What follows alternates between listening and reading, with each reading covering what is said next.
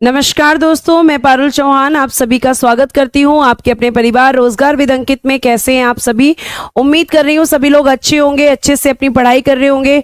जल्दी से आप सभी मेरे साथ जुड़ जाएंगे ताकि हम सेशन को स्टार्ट कर सके। जैसा कि आप जानते हैं, लास्ट क्लास में मैं आपको पढ़ा रही थी नागरिकता का अंत, तो उसके बारे में पढ़ाऊंगी। और आपका अभी जो सिटीजनशिप अमेंडमेंट एक्ट आया है 2019 में, उसके बारे में भी आज की क्लास में मैं आपको बताऊंगी। और उससे फिर यहाँ पे क्या किया गया है वो चीजें आपको बताई जाएंगी। तो जल्दी से प्यारे बच्चे आप सभी एक बार लाइव आ जाएंगे, सेशन के साथ जुड़ जाएंगे ताकि हम क्लास को स्टार्ट करें। फटाफट एक बार लाइव आएंगे प्यारे प्यारे बच्चों, जल्दी से लाइव आएंगे एक बार।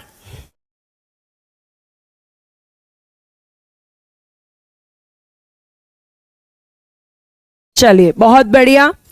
अंकित, चरण, धीरज, पंकज, सतीश, वसुवर्मा, खुशी, अजय, रामू, दलवीर, माधुरी, निशा, सभी को मेरी तरफ से गुड मॉर्निंग, नमस्ते, राधे राधे। प्यारे प्यारे बच्चों, राम राम। कैसे हैं आप सभी? जल्दी से बताएं एक बार कमेंट बॉक्स में। और आप जानते हैं आज की क्लास में हम पढ़ेंगे नागरिकता का अंत। कल मैंने आपकी क्लास को यहीं पे छोड़ा था और आज ही नागरिकता को खत्म करके हम स्टार्ट करेंगे आपका जो है फंडामेंटल राइट्स यानी कि मौलिक अधिकारों को।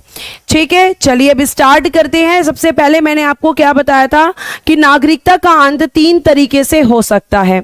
इसमें मैंने आपको बताया था किसी भारतीय नागरिक की नागरिकता का अंत 3 प्रकार से हो सकता है। The citizenship of an Indian citizen में एंड द फॉलोइंग 3 वेज। 3 तरीके से इंडियन सिटीजनशिप को खत्म किया जा सकता है। जैसे अगर प्यारे बच्चे आप किसी दूसरे देश की नागरिकता ले लेते हैं, आप एक साथ 2 देशों की नागरिकता लेकर भारतीय नागरिकता को नहीं प्राप्त कर सकते हैं, इस बात को आपको ध्यान रखना है। तो किसी अन्य देश की नागरिकता ग्रहण करने पर, मान लीजिए कि आपने भारत की भी नागरिकता ले ली और आप बाहर गए भारत से और उसके बाद आपने अमेरिका की नागरिकता ले ली, तो भारत की नागरिकता आपकी खत्म हो जाएगी।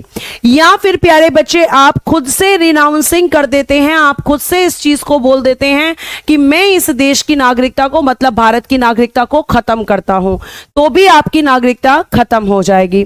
और प्यारे बच्चे या फिर कोई ऐसा काम आप कर देते हैं जिसके लिए भारत सरकार आपकी नागरिकता को खत्म करे, तो भी आपकी नागरिकता खत्म हो जाएगी। अब ऐसे कौन सी चीजें होती हैं जिसकी वजह से आपकी जो सरकार है वो आपकी नागरिकता खत्म कर रही है? ठीक है, आपकी मैथ की क्लास के बात कर दी आज। बेटा मैथ्स की क्लास तो खत्म हो गई होगी ना? अभी मेरे को बोला गया है कि मैथ्स की क्लास खत्म हो गई होगी। और जब मैथ्स की क्लास खत्म हो गई है उसके बाद ही मैंने शुरू करी है, बात करने के बाद ही मैंने शुरू की है क्लास। ठीक है, तो फिर हम यहाँ पे आगे देखिएगा। यहाँ पर तो सरकार द्वारा नागरिकता से वंचित करने पर, यानी सरकार द्वारा आपकी जो नागरिकता है वो कब खत्म की जाती है? कब खत्म की जाती है? तो प्यारे बच्चों पहला पॉइंट देखिएगा, भारत सरकार निम्न में से किसी भी आधार पर किसी व्यक्ति की भारतीय नागरिकता को वंचित कर सकती है, यानी उसको दी गई सिटीजनशिप को जो है भारत सरकार छीन सकती है। और कैसे? पहला देखिएगा, संविधान के प्रति अनिष्ठा दिखाने पर। अगर आप अपने देश के कॉन्स्टिट्यूशन का, ठीक है, अगर आप अपने देश के संविधान का डिसरिस्पेक्ट करते हो, उसका आप क्या करते हो, रिस्पेक्ट नहीं करते बल्कि डिसरिस्पेक्ट करते हो, तो भारत सरकार आपकी नागरिकता को खत्म कर सकती है।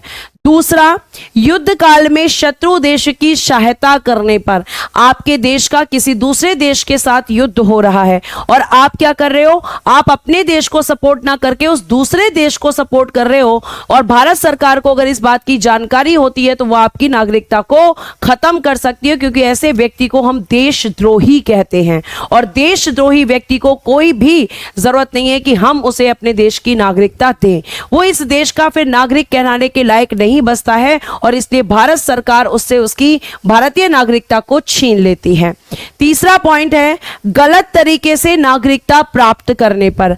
आपने कोई गलत इंफॉर्मेशन देकर, गलत डॉक्यूमेंट्स बनवाकर आपने इंडियन सिटीजनशिप को लिया, ठीक है, इंडियन सिटीजनशिप को ले लिया, लेकिन उसके बाद में जब आपके यहाँ पे वेरिफिकेशन हुआ तो पता चला कि सरकार को कि आपने गलत तरीके से सिटीजनशिप को ले रखा है, तो अब भी आपकी भारत सरकार आपकी नागरिकता को आपसे ले सकती है। ठीक है, आपकी नागरिकता आपसे छीनी जा सकती है। तो प्यारे प्यारे बच्चों, आपको इस बात को हमेशा ध्यान रखना है कि ये 3 तरीके हुए। पहला, आप अगर संविधान का डिसरिस्पेक्ट करते हो, युद्ध में शत्रु देश की सहायता करते हो, या फिर आप गलत तरीके से सिटीजनशिप को ऑब्टेन करते हो, गलत तरीके से आप सिटीजनशिप को एक्वायर करते हो, तो भी आपकी सिटीजनशिप प्यारे बच्चे आपसे छीनी जा सकती है।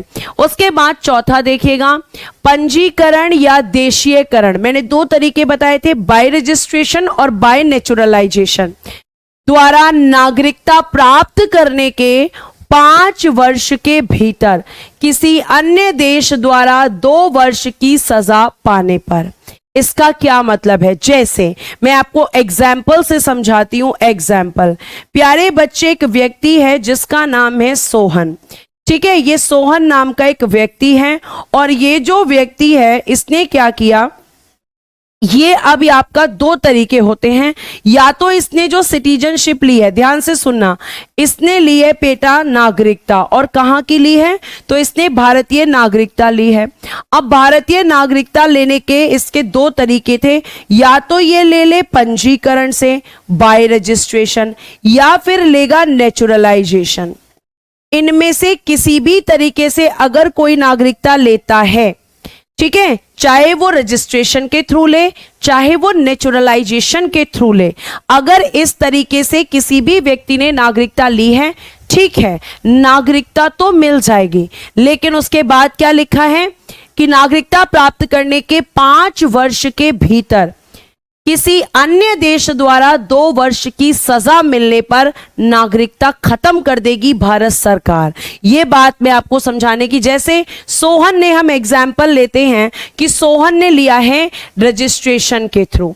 अब ये जो सोहन है, ये जहां से आया, मान लीजिए कहीं से भी आया, ठीक है, इसको यहाँ पे रजिस्ट्रेशन के थ्रू सिटीजनशिप मिल गई। अब इसका पता चला कि सोहन ने कोई क्राइम किया है, कोई अपराध किया है, और प्यारे बच्चे इस अपराध का पता चल गया नागरिकता लेने से विद इन 5 ईयर्स, 5 वर्ष के भीतर, विद इन 5 ईयर्स, 5 वर्ष के भीतर इसका क्राइम पता चल गया, 5 वर्ष के भीतर। और प्यारे बच्चे, इस क्राइम के लिए इसको जो सजा मिली है, ठीक है, वो अगर सजा आपकी, अगर वो आपके जो पेनल्टी है वो कितनी है, अगर वो 2 वर्ष या 2 वर्ष से ज्यादा है, या 2 वर्ष से ज्यादा, तो फिर आपके सोहन जी की जो नागरिकता है उसे भारत सरकार समाप्त कर देगी। 2 वर्ष या 2 वर्ष से ज्यादा। आप कहोगी मैम अगर 5 साल बाद पता चलता तो फिर बेटा नागरिकता खत्म नहीं होती, क्योंकि इसकी लिमिटेशन है 5 साल। और अगर इसने नेचुरलाइजेशन के थ्रू ली होती तो भी अगर इसका क्राइम, ऐसा क्राइम करका, और ध्यान रखना ये क्राइम कहां पे, क्राइम भारत के बाहर इसने किया है, भारत के बाहर, क्योंकि रजिस्ट्रेशन के थ्रू वही लोग नागरिकता लेते हैं, या नेचुरलाइजेशन के थ्रू वही लोग नागरिकता लेते हैं जो भारत के बाहर से आए हैं। ये क्राइम इसने भारत में नहीं, भारत के बाहर किया हो, अगर मैम भारत में करेगा तो नहीं खत्म होगी। 5 साल बाद पता लगेगा तो बेटा फिर नहीं खत्म होगी। 5 साल के अंदर पता चलता है कि किसी अन्य देश में इसने क्राइम किया था और उस क्राइम के लिए इसे 2 वर्ष की सजा दी जा रही है, या 2 वर्ष से ज्यादा की सजा दी जा रही है, तो प्यारे बच्चों आपको ध्यान रखना है कि भारत सरकार इस केस में सोहन की सिटीजनशिप को खत्म कर देगी। ठीक है, ये आपको बहुत अच्छे से बात ध्यान रखनी है। अगर आपको समझ आ गया है तो जल्दी से प्यारे बच्चे स्माइली देंगे और थम्स अप करेंगे। थैंक यू वीरू, मेरे कहने से पहले ही वीरू ने थम्स अप दे दिया कि मैम समझ में आ गया। मैम शत्रु की मदद करने वालों को नागरिकता समाप्त कर फांसी दे देते होंगे। बेटा सजा दी जाती है, और अगर शत्रु देश की सहायता आप देशद्रोही हैं तो आपकी नागरिकता खत्म हो जाती है। ठीक है, हर केस में फांसी देंगे नहीं देंगे ये मैं नहीं कह सकती। ठीक है, चलिए आगे चलते हैं और देखते हैं कि आगे फिर प्यारे बच्चे अगला यहां पर क्या है। किसी भारतीय स्त्री द्वारा विदेशी पुरुष से विवाह करने पर और लगातार 7 वर्ष से भारत के बाहर रहने पर, ये दोनों कंडीशन इंप्लीमेंट होंगी। मान लीजिए जैसे आप कहोगे, अगर मैं सिर्फ ये बोलूं कि ये वाला, तो आप कहोगे कि प्रियंका चोपड़ा तो अब भी हैं, तो देखो दोनों को साथ में मिलाकर पढ़ना है। मान लो जैसे आपकी प्रियंका चोपड़ा का ही एग्जाम्पल ले लेते हैं। प्रियंका चोपड़ा, प्यारे बच्चे प्रियंका चोपड़ा जी ने किससे शादी की है? अमेरिका के व्यक्ति हैं, अमेरिका के सिटीजन हैं, निक जोन्स। किससे शादी की है? अमेरिका के निक जोन्स से इन्होंने शादी की है। अब शादी करने से ऐसा नहीं होगा कि प्रियंका चोपड़ा भारत की नागरिक नहीं रहेंगी, सिर्फ शादी करने से नहीं होगा। अगर प्रियंका चोपड़ा ने शादी करी, ठीक है, अब भी वो भारत की नागरिक है, लेकिन प्रियंका चोपड़ा लगातार 7 वर्ष तक भारत से बाहर हैं, तो फिर प्रियंका चोपड़ा की सिटीजनशिप को यहां से खत्म किया जाएगा और यह मान लिया जाएगा कि उन्होंने यूएसए की सिटीजनशिप ले ली है, और इसलिए प्यारे बच्चे उनकी सिटीजनशिप को यहां से खत्म कर दिया जाएगा। यानी कि ये दोनों कंडीशंस यहां पे चलती हैं। और एक और चीज ध्यान रखना, और इसके अलावा अगर कोई भी व्यक्ति, एक तो ये हो गया किसके लिए? ऐसी फीमेल के लिए जो किसी फॉरेनर से शादी करती है और लगातार 7 वर्ष तक भारत के बाहर रहती है, तो उसकी सिटीजनशिप खत्म हो जाएगी। और मेल के लिए, अगर कोई मेल भी है या फिर कोई फीमेल भी है जो कि अनमैरिड है और वो लगातार 7 वर्ष तक भारत के बाहर रह रहे हैं, तो उनकी सिटीजनशिप भी खत्म हो जाती है। यानी इसलिए आपने देखा होगा कि प्रियंका चोपड़ा भारत आती जाती रहती हैं। तो प्यारे बच्चे, ये वो आपके रीजंस हैं जिनकी वजह से आपकी भारत सरकार आपकी सिटीजनशिप को खत्म कर सकती है। केवल शादी करने से सिटीजनशिप खत्म नहीं होगी, बल्कि लगातार 7 साल भारत के बाहर रहेंगे तो सिटीजनशिप खत्म हो जाएगी।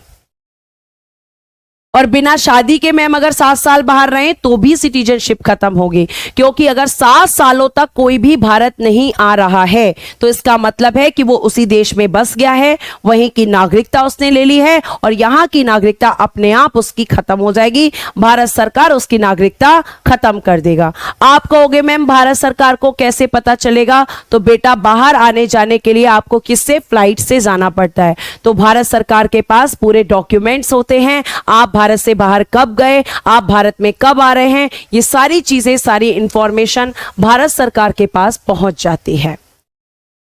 ठीक है, ये आपको ध्यान रखना है। तो इस तरीके से प्यारे बच्चे आपकी सिटीजनशिप खत्म होती है। अब आगे देखिएगा, यहां पे कुछ आर्टिकल्स हैं, आर्टिकल्स भी पढ़ाऊंगी, लेकिन उसके पहले आप थोड़ा सा, क्योंकि नेचुरलाइजेशन में एक चेंज होगा नेचुरलाइजेशन के अंदर, और उस नेचुरलाइजेशन में क्या चेंज हुआ है वो मैं आपको बताती हूं। और नेचुरलाइजेशन को लेकर बच्चों के बहुत प्रश्न भी आए हैं कल की क्लास में कि हम 11 करें कि 12 करें, आंसर क्या करें, वो भी मैं आपको बताऊंगी। अब ध्यान से सुनिएगा, आपने एक पढ़ा है CAA 2019, जिसे हम कहते हैं citizenship amendment act, citizenship amendment act 2019, नागरिकता संशोधन अधिनियम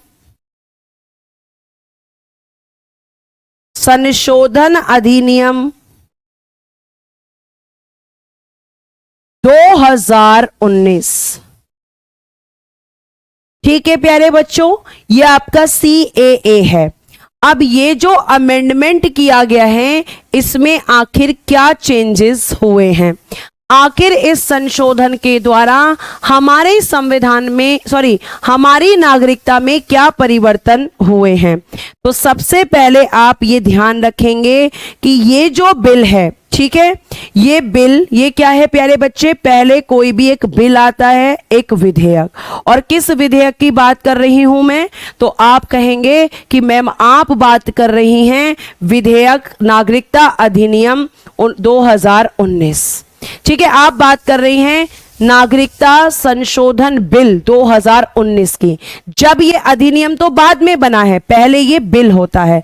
ध्यान रखना, कोई भी अधिनियम बिल होता है, तब बिल बाद में कन्वर्ट होता है अधिनियम में, जब प्रेसिडेंट उस पर सिग्नेचर करते हैं। तो नागरिकता संशोधन विधेयक आप लिख सकते हो अगर आपको कंफ्यूजन हो रही है। नागरिकता संशोधन विधेयक 2019, पहले ये बिल होता है, नागरिकता संशोधन विधेयक 2019। अब ये सबसे पहले प्यारे बच्चे, आपका कोई भी बिल है तो बिल या तो लोकसभा में जाएगा या राज्यसभा में। तो ये वाला जो आपका बिल है प्यारे बच्चे, ये आपका 9 दिसंबर 2019 को लोकसभा में आया। कहां आया? लोकसभा में। ठीक है, सबसे पहले ये लोकसभा में आया। कब आया? 9 दिसंबर 2019 को लोकसभा में आया। फिर प्यारे बच्चे ये यहां से पास हुआ, यहां से पारित हुआ, और यहां से पास होने के बाद में ये 11 दिसंबर 2019 को राज्यसभा में गया, राज्यसभा में गया। अगर ये पहले राज्यसभा में आया होता तो राज्यसभा से पास होकर लोकसभा में जाता। ठीक है, फिर ये प्यारे बच्चों कहां पर गया? आप कहेंगे 11 दिसंबर 2019 को राज्यसभा में गया। फिर उसके बाद में प्यारे प्यारे बच्चों ये आपका राज्यसभा से भी पारित हुआ, यहां से भी पास हुआ, और प्यारे बच्चे यहां से पास होकर ये 12 दिसंबर 2019 को राष्ट्रपति रामनाथ कोविंद जी के पास गया। राष्ट्रपति रामनाथ कोविंद जी के पास गया। ठीक है, इनके पास गया, क्योंकि उस समय आपके देश के राष्ट्रपति जी रामनाथ कोविंद जी थे जब संसद ने इस बिल को पास किया था। तो रामनाथ कोविंद जी के पास कब गया? तो आप कहेंगे 12 दिसंबर 2019 को ये आपका गया, और इस पर इन्होंने क्या कह दिया प्यारे बच्चे? इस पर इन्होंने कर दिया हस्ताक्षर। इस पर हस्ताक्षर कब कर दिए थे? तो डेट सामने लिखी हुई है 12 दिसंबर 2019 को। और जैसे ही प्यारे बच्चे इन्होंने सिग्नेचर किए, जैसे ही सिग्नेचर किए, वैसे ही बिल क्या बन गया? वैसे ही बिल बन गया अधिनियम। और ये किस नाम से जाना गया? नागरिकता संशोधन अधिनियम 2019 के नाम से जाना गया। ठीक है, नया संशोधन है इसलिए आपको बताया जा रहा है। अब प्यारे बच्चे बात आती है कि ठीक है, सहमति तो इसको 2019 में मिल गई, लेकिन अब बात आती है कि ये लागू कब से हुआ था? तो 10 जनवरी 2020 से लागू हो गया, से लागू यानी कि एग्जीक्यूट हो गया। ठीक है, लागू यानी कि एग्जीक्यूट। ठीक है, कब लागू हुआ? 10 जनवरी 2020 से ये बिल लागू हो गया। अब बात आती है कि आखिर इस बिल में क्या था मैम? ऐसा क्या है जो हमें जानना चाहिए? तो ध्यान से सुनना। इस बिल के अंदर कहा गया कि 31 दिसंबर 2014 तक या इससे पहले कोई भी व्यक्ति जो हिंदू हैं, जैन हैं, बौद्ध हैं, सिख हैं, पारसी हैं, या फिर ईसाई है, ईसाई है और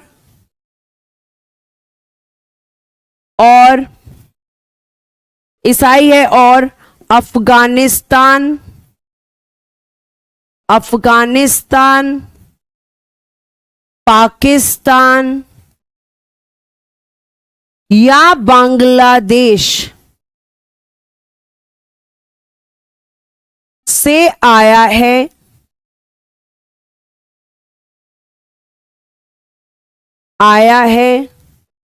उसे अवैध प्रवासी, उसे अवैध प्रवासी यानी इलीगल इमिग्रेंट्स, इलीगल इमिग्रेंट्स,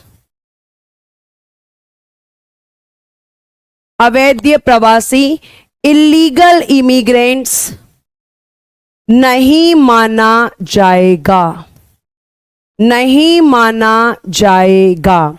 यानी कि प्यारे प्यारे बच्चों, इसमें 6 कम्युनिटीज के लोग हैं, हिंदू, जैन, बौद्ध, सिख, पारसी और ईसाई। इनमें से अगर कोई भी व्यक्ति अफगानिस्तान, पाकिस्तान या बांग्लादेश से आया है और कब तक, 31 दिसंबर 2014 तक या इसके पहले, तो उसे भारत में अवैध प्रवासी नहीं माना जाएगा, उसे इलीगल इमिग्रेंट्स नहीं माना जाएगा।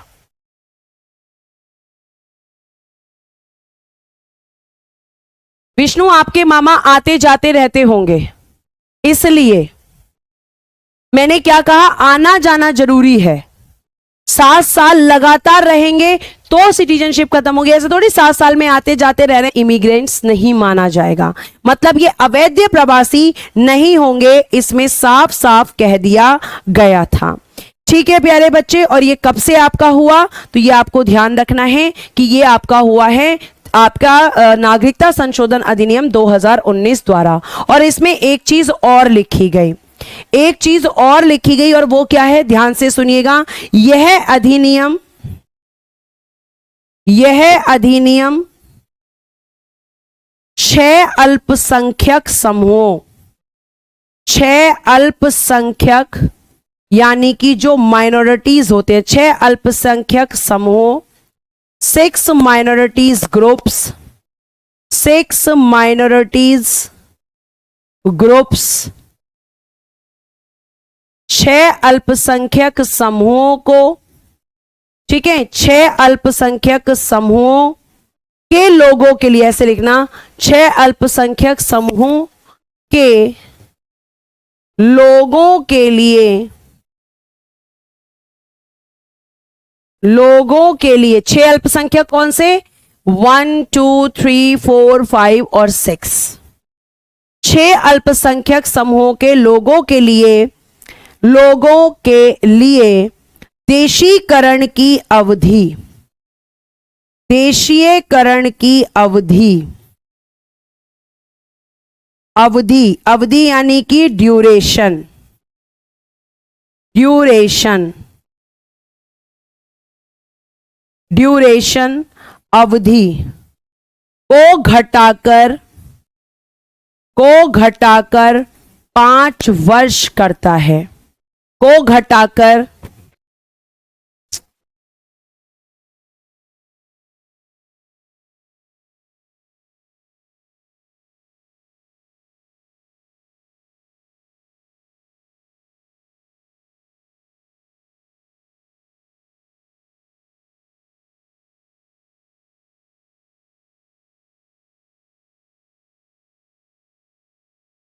को 11 वर्ष से घटाकर 5 वर्ष करता है। तो जो लोग इन देशों से आएंगे उन्हें नेचुरलाइजेशन के थ्रू क्या दी जाएगी, सिटीजनशिप, और उन्हें 11 वर्ष नहीं 5 वर्ष करना होगा। अब यहां पे बच्चों का प्रश्न आ रहा है कि यहां पे जो नेचुरलाइजेशन है, ठीक है, जो मैंने आपको कल बताया था कि मैम आपने बताया है कोई विदेशी व्यक्ति जो वयस्क है तथा अपने देश की नागरिकता को छोड़ देता है, भारत सरकार को सूचना देता है और भारतीय नागरिकता के आवेदन से पूर्व कम से कम 1 वर्ष से लगातार भारत में रह रहा हो, इसके साथ 1 वर्ष के पूर्व भी कुल मिलाकर मैंने यहां बताया था कम से कम 11 वर्ष। तो बेटा नेचुरलाइजेशन में जो ये 11 वर्ष था इसे कितना कर दिया 2019 में 5 वर्ष, इसलिए इसको मैंने आज भी रखा है। इसलिए मैंने आपको आज इसके बारे में क्लियरली बताया। कल आप कह रहे थे 11 करें 11 करें 5 11 करें 12 करें, तो कितना करना है 5, ना 11 करना है ना 12 करना है, आंसर करना है 5। क्यों करा आज, क्यों बताया आपने, कल क्यों नहीं बताया? क्योंकि कल मैंने आपको CAA नहीं बताया था। अगर मैं CAA नहीं बताती और आपको डायरेक्टली बोल देती 5 वर्ष, तो आपके क्वेश्चन आते 5 वर्ष क्यों, 5 वर्ष क्यों, 5 वर्ष क्यों, हमारी बुक में 11 है, हमारी बुक में 12 है। तो 2019 में संशोधन करके ये बोल दिया गया कि 5 वर्ष हो गया ये। अब क्या ये बात समझ में आई? और प्यारे बच्चे यही चीज देखो मैंने यहां लिखवाई भी है आपको कि आपका यह अधिनियम 6 अल्पसंख्यक समूह के लोगों के लिए देशीकरण की अवधि के 11 वर्ष से घटाकर कितना करता है 5 वर्ष करता है। पूजा गुर्जर, ये वहां पे ये लोग अल्पसंख्यकों में आते हैं जिन देशों से ये आ रहे हैं, वहां पे इन सभी को माइनॉरिटीज कहा जाता है। जैसे पाकिस्तान में हिंदुओं को अल्पसंख्यक कहा जाता है। दीपक, भारत और जो भी बच्चे ये बोल रहे हैं कि हिंदू अल्पसंख्यक नहीं है, वो यहां पर अल्पसंख्यक नहीं है, लेकिन जिन देशों से ये आ रहे हैं वहां पे ये अल्पसंख्यक हैं। तो ये आपके देश के लिए अल्पसंख्यक नहीं है, लेकिन वहां के लिए अल्पसंख्यक हैं। यहां पे तो बेटा पहले ये आएंगे, फिर इन्हें 5 साल रहना पड़ेगा, फिर उसके बाद में प्यारे बच्चों इनको सिटीजनशिप मिलेगी, तब ये फिर यहां पे शामिल होंगे, तब हम कहेंगे कि ये माइनॉरिटीज नहीं है। लेकिन जब तक इन्हें सिटीजनशिप नहीं मिलेगी, इन देशों से आने वाले हिंदू भी माइनॉरिटीज में आते हैं। ध्यान रखना, पाकिस्तान जैसे देश में हिंदू अल्पसंख्यकों में आते हैं, क्योंकि पाकिस्तान एक इस्लामिक कंट्री है और वहां पर मुसलमानों की संख्या हिंदुओं से ज्यादा है। 5 होगा कि 11, अब भी पूछ रहे हो, लिखा हुआ है 11 से घटाकर 5 वर्ष कर दिया, फिर भी ये प्रश्न आ रहा है। अब तो बड़े अफसोस की बात है कि इतना समझाने के बाद भी आ रहा है। अल्पसंख्यक होता है पारुल गौतम जिसकी संख्या कम होती है अन्य लोगों की अपेक्षा। जैसे आपके यहां पर हिंदू माइनॉरिटीज में नहीं आते, लेकिन पाकिस्तान में हिंदू माइनॉरिटीज में आते हैं, अफगानिस्तान में आते हैं, क्योंकि वहां पर मुसलमानों के कंपैरिजन में हिंदुओं की संख्या कम है। जिनकी संख्या कम होती है वो माइनॉरिटीज होते हैं। आपके यहां माइनॉरिटीज के 2 आधार हैं, भाषाई अल्पसंख्यक, ठीक है, और आपके धार्मिक। ये बताऊंगी मैं आपको जब आर्टिकल 29 और 30 जो कि आपका अगला चैप्टर है फंडामेंटल राइट्स। बेटा 5 साल पुशिका वो आवेदन करने का साल है, निवास का नहीं। निवास 5 साल आपका होगा टोटल, ध्यान रखना, आंसर करोगे 5 साल। यह आपका सिटीजनशिप है, यह आपको ध्यान रखना है। जी हां, मुस्लिम्स आपके इंडिया में माइनॉरिटीज अल्पसंख्यकों में आते हैं प्यारे बच्चे।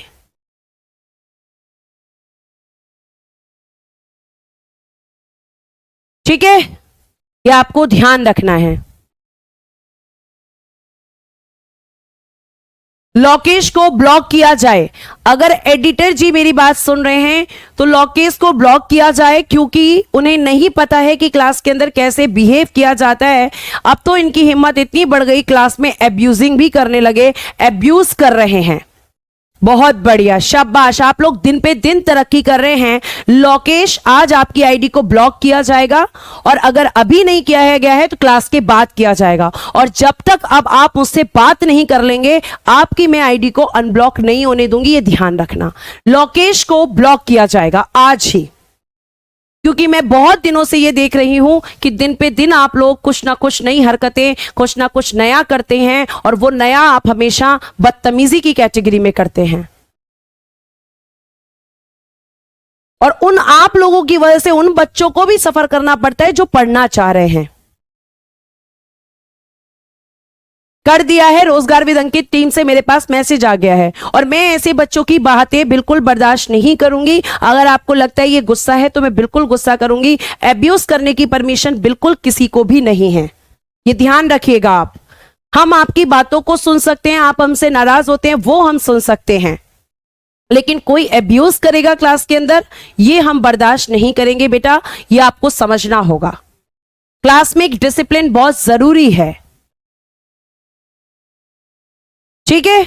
तो एब्यूसिंग की परमिशन आपको नहीं मिलेगी। इसके लिए अगर आप शिकायत करना चाहते हैं आप कर सकते हैं, क्योंकि जितने आपके अधिकार हैं उसमें से शायद एक दो अधिकार हमारा भी है कि आप हमसे इतनी बदतमीजी कर रहे हैं।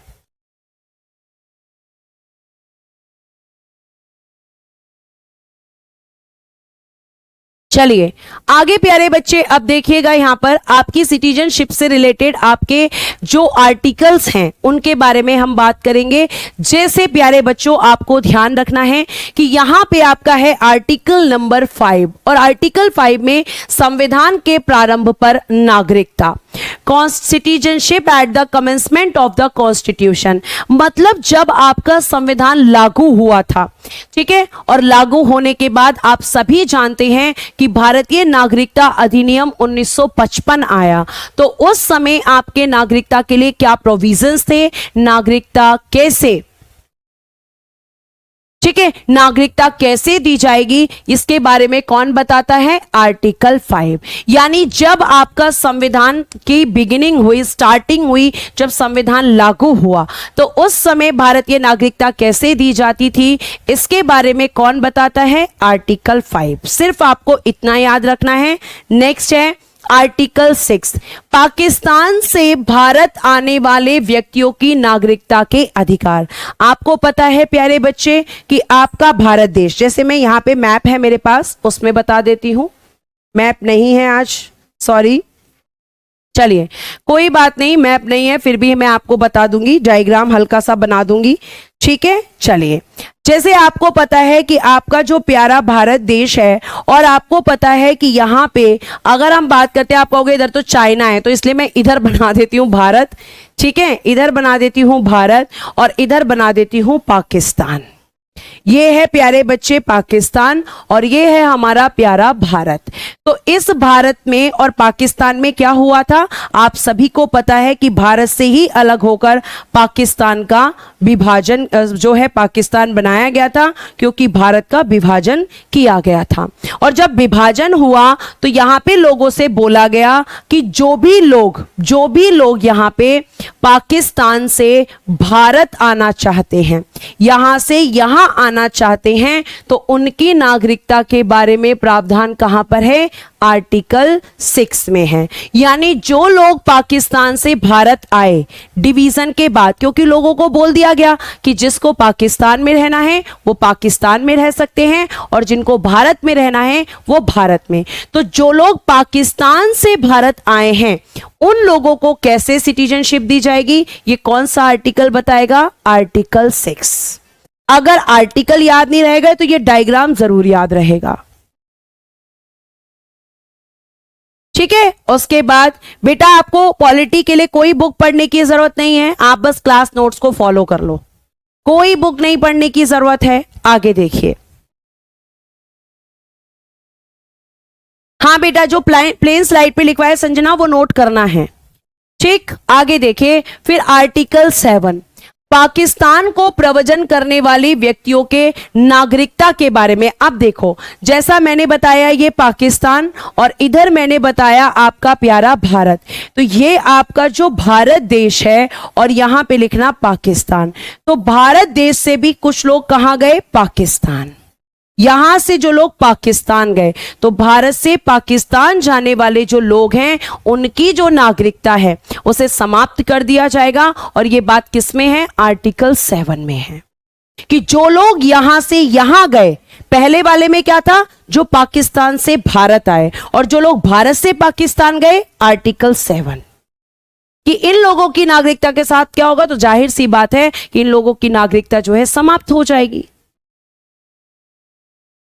और अगर आगे बात करें हम तो आगे आपका आर्टिकल 8, ध्यान से सुनना, आर्टिकल 8 किसके बारे में बात कर रहा है, भारत के बाहर रहने वाले भारतीय उद्भव के कुछ व्यक्तियों की नागरिकता के अधिकार के संबंध में है।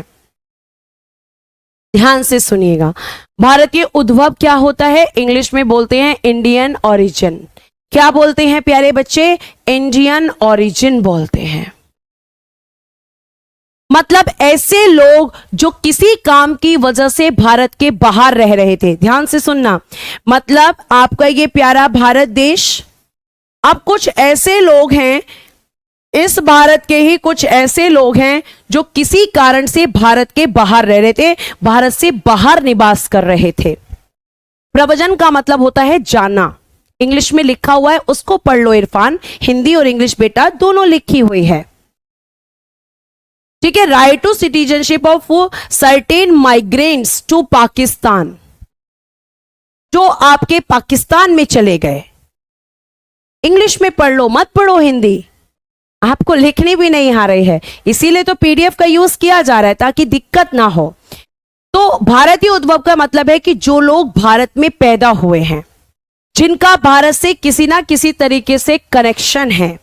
तो हमारे भारत देश के ऐसे लोग जो भारत में पैदा हुए, ये भारत से उनका कोई कनेक्शन है, उनके मम्मी पापा, उनके दादा दादी, नाना नानी, कोई भी जो भारतीय था और उनका भारत से कनेक्शन है, उन्हें हम इंडियन ओरिजिन कहते हैं।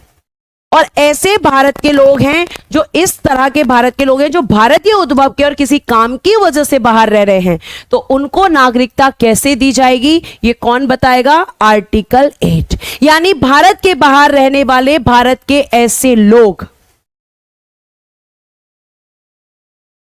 जो भारत के बाहर रह रहे हैं लेकिन फिर से भारत की नागरिकता प्रदान करना चाहते हैं, भारत की नागरिकता प्राप्त करना चाहते हैं, तो उसके बारे में कौन बताएगा? आर्टिकल 8। ठीक है, ठीक है अभिषेक चौधरी, अभी समझाती हूं, पहले आर्टिकल पढ़ा दूं, फिर आपको समझा दूंगी दोहरी नागरिकता। आगे देखिए, अनुच्छेद 9 आर्टिकल 9 के अनुसार जब कोई व्यक्ति स्वेच्छा से, ये कह रहा है सिंपल, मैं आपको पूरा नहीं पढ़ाऊंगी, आर्टिकल 9 ये कह रहा है कि अगर आप अमेरिका की नागरिकता ले लेते हो तो आपकी भारत की नागरिकता खुद खत्म हो जाएगी। बस इतनी बात कह रहा है कि अगर कोई व्यक्ति स्वेच्छा से, मतलब अपनी मर्जी से किसी विदेशी राज्य का नागरिक हो जाता है तो उसकी भारतीय नागरिकता स्वतः समाप्त हो जाती है।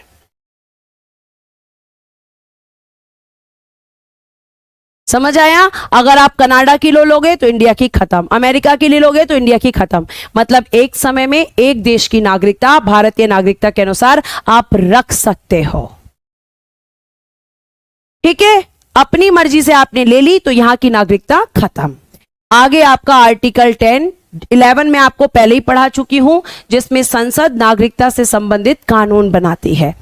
10 में देखिए, 10 के अनुसार किसी व्यक्ति की नागरिकता विधि के उपबंधों के अधीन सिर्फ संसदीय विधि द्वारा ही ली जा सकेगी, अन्य प्रकार से नहीं। आपको नागरिकता देता कौन है? आर्टिकल 11। और नागरिकता देने के लिए विधि कहां पर बनती है? आर्टिकल 11 में। आर्टिकल 11 ये कहता है कि जो भारतीय नागरिकता है उसके लिए कानून संसद बनाएगी कि नागरिकता कैसे दी जाएगी। और आर्टिकल 10 ये कहता है कि नागरिकता कैसे ली जाएगी, मतलब आपसे छीनी कैसे जाएगी नागरिकता, इसके लिए विधि आर्टिकल 10 में। यानी आपको यहां पे बता दूं कि ए नाम का व्यक्ति है, ये भारत की नागरिकता लेना चाहता है, तो आर्टिकल 11 में यहां पर लॉ बना हुआ है कि नागरिकता कैसे मिलेगी। फिर आर्टिकल 10 ये बता देगा इसको कि आपकी नागरिकता कैसे छीनी जाएगी, इसकी विधि भी संसद बनाती है। यानी संसद दोनों के लिए विधि बनाती है, नागरिकता देने के लिए भी और नागरिकता को छीनने के लिए भी। छीनेगी आर्टिकल 10 में और देगी आर्टिकल 10 में। 10 में आपके कितने प्रकार बताए? 3 तरीके से। आप किसी दूसरे देश की नागरिकता ग्रहण करते हैं, या फिर आप अपने नागरिकता के परित्याग करते हैं, या सरकार आपको नागरिकता से वंचित करती है। और आर्टिकल 11 ने क्या किया कि संसद ने बताया 5 तरीके से भारतीय नागरिकता दी जा सकती है। तो ये प्यारे बच्चे आपका सिटीजनशिप। अब एक प्रश्न मेरे से पूछा गया है कि मैम ड्वेल सिटीजनशिप क्या होती है? ड्वेल सिटीजनशिप ये मैं वैसे पहले भी समझा चुकी हूं, जिसे हम दोहरी नागरिकता कहते हैं, लेकिन क्योंकि क्वेश्चन दोबारा से रिपीट हुआ है तो सुन लीजिए बेटा। दोहरी नागरिकता या ड्वेल सिटीजनशिप किसे कहते हैं? दोहरी नागरिकता, सबसे पहले इसका एग्जाम्पल है USA, United states of America. बेटा, जब किसी देश में, ध्यान से सुनना, जब किसी देश में पूरे देश और राज्य की नागरिकता अलग अलग हो,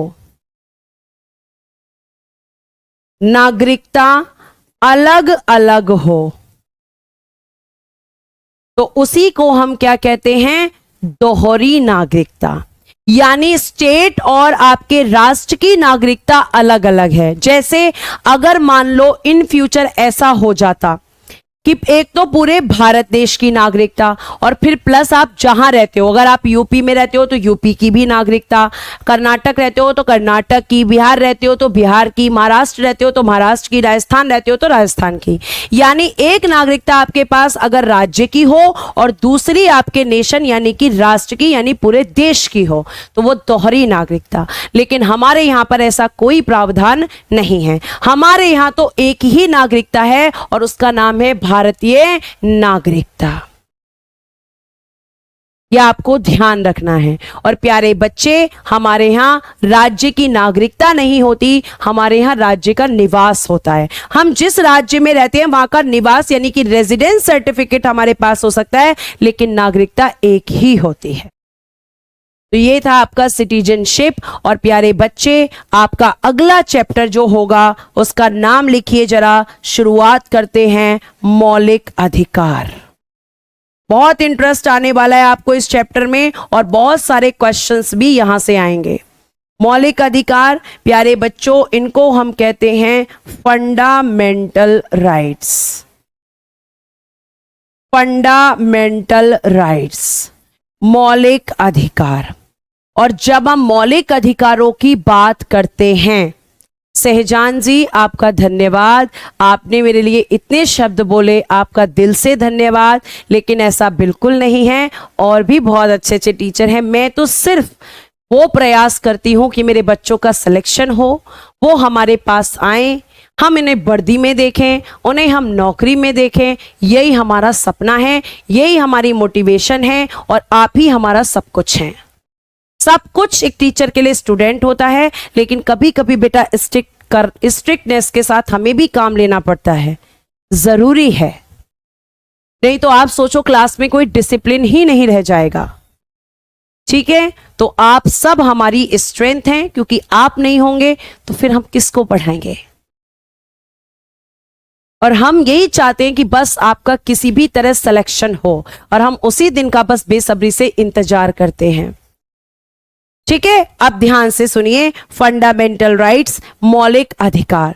प्यारे बच्चे, सबसे पहले मैं आपको बेसिक चीजें बताकर यह बता दूंगी कि मौलिक अधिकार जो है क्लास कब तक होगा। क्लास सेम टाइम तक होगा, 11:55 तक। ठीक है, क्योंकि उसके बाद भी क्लासेस हैं। ऐसा थोड़ी आप ही के बैच में क्लासेस है, और भी बैच में क्लासेस हैं।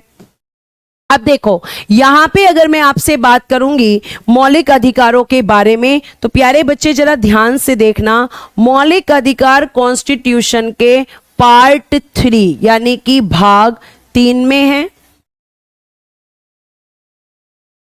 और प्यारे बच्चे आर्टिकल 12 से लेकर 35 तक हैं। और इन्हें हमने कहां से लिया है? अमेरिका, या आप ब्रैकेट में लिख सकते हो यूएसए, अमेरिका से लिया है। आपको ये चीज मैंने किस में पढ़ाई है? सोर्स ऑफ कॉन्स्टिट्यूशन में। अमेरिका से प्यारे प्यारे बच्चों हमने इसको लिया है। हमने मौलिक अधिकारों को यहां से लिया। और मौलिक अधिकार आपको कौन देता है? ध्यान रखना, मौलिक अधिकार भारतीय संविधान द्वारा अपने नागरिकों को और कुछ अधिकार ऐसे लिखो, भारतीय संविधान, मौलिक अधिकार भारतीय संविधान द्वारा दिए गए हैं। यानी इंडियन कॉन्स्टिट्यूशन आपको यह अधिकार देता है। और प्यारे प्यारे बच्चों, आपको एक बात और बता दूं कि ये जो आपका संविधान है, इस संविधान ने ये अधिकार किस किस को दिए हैं? एक तो आप लिखेंगे भारतीय नागरिकों को,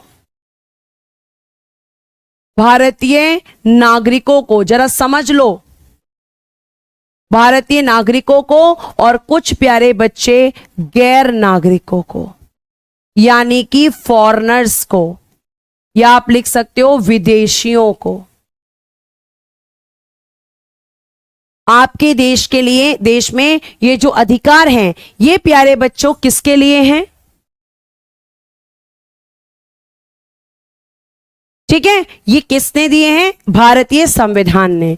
लिखिएगा Indian citizenship, sorry Indian citizens को, और इंडियन सिटीजन्स, ध्यान से सुनना, सिटीजन्स। अब आपके कुछ ऐसे आर्टिकल आएंगे मौलिक अधिकारों में जो केवल इंडियन सिटीजन्स के लिए हैं, मतलब भारतीय नागरिकों के लिए सारे अधिकार हैं, लेकिन कुछ ऐसे अधिकार हैं जो केवल भारतीयों के लिए हैं, विदेशियों के लिए नहीं। ध्यान से ऐसे लिखना, वे अधिकार जो केवल भारतीयों के लिए हैं, जो केवल भारतीयों के लिए, फॉर इंडियंस, जो केवल भारतीयों के लिए, ओनली फॉर इंडियंस, लिख दीजिएगा ओनली फॉर इंडियंस।